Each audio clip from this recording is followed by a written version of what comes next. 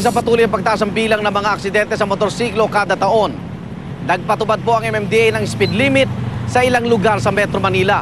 At nagtalaga rin po sila ng motorcycle lane. Gaano nga ba ito epektibo para mabawasan ang aksidente sa motorsiklo? Ang itinawag natin kasi dito sa ating motorcycle lane is blue lane. Ang motorcycle lane natin is not exclusive for motorcycles. Ito pwedeng daanan ng private vehicles, pero ang motorsiklo, yun lang ang designated lane para sa kanila.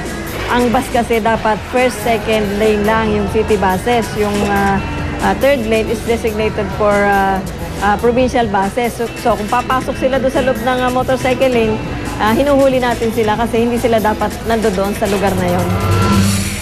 Nakatulong din naman. Eh, may sarili na po kaming lane, hindi na po pakalat-kalat.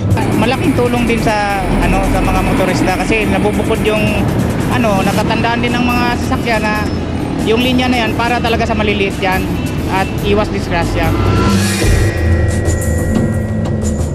Well, one of the aspects kasi ng isang pagmumotor is its ability to maneuver out of danger.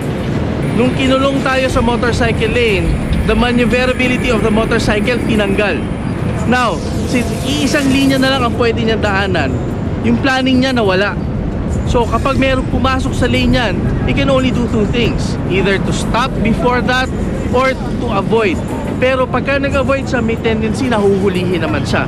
Kung tumigil siya, it's not actually safe for the motorcycle to suddenly stop because dahil dalawa lang ang gulong niyan, may tendency mag-lock yung gulong, mag-slide siya, aksidente ang mangyayari. Kasi pag nakikita nilang motor, gigit-gitin ka eh. Yung mga jeep, ginigit-git na nga, yung motor pa kaya. Mas maganda sana, nasa inner lane sila. Risky yung nasa gitna ng lane eh.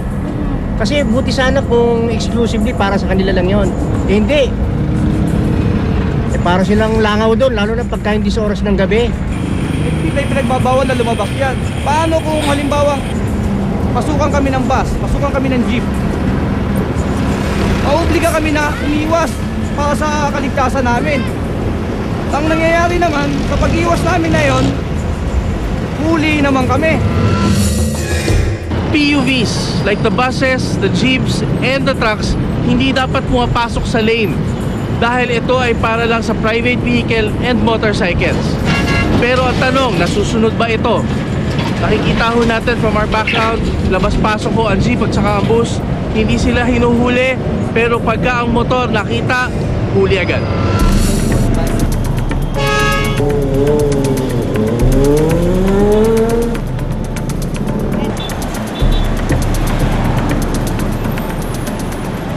Tanong ko po, na-briefing po ba kayo regarding doon sa may kulay asul na guhit na yun? O yan po ang damang daanan ng motor. Yung motorcycle lane. Mahirap kasi mo hindi, katulad ko hindi po alam na mayroon na pala dito. Magandang umaga po. Tayo po ay mayroong violation. Alam po ba natin na dinaanan natin yung way na para sa motorcycle lang po? Bawal po ba daw? Yes sir.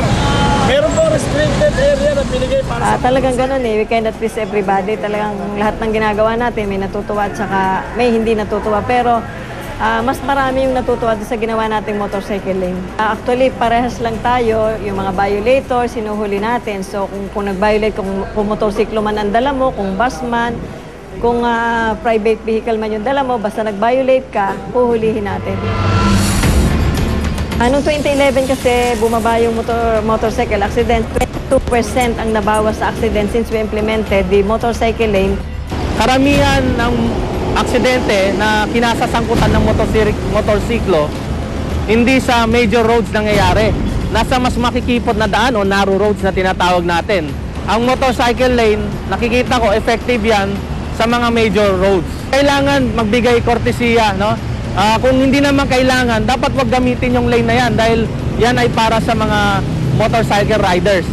Yan, binibigay natin sa motorcycle riders, hindi lang para sa kanilang kapakinabangan, kundi kapakinabangan ng lahat para maiwasan yung aksidente.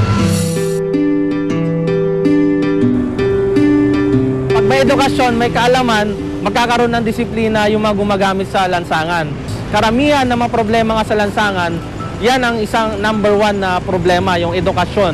So, laging mas maingat dahil ang mga motorsiklo 3 beses na mas delikado kaysa sa mga nagmamaneho ng kotse. Maraming salamat po sa inyong patuloy na pagsubaybay sa aming programa. Hanggang sa susunod na Huwebes, ako naman Arnold Glavio. Dito sa Rescue, naniniwala kami kahit sino pwedeng tumulong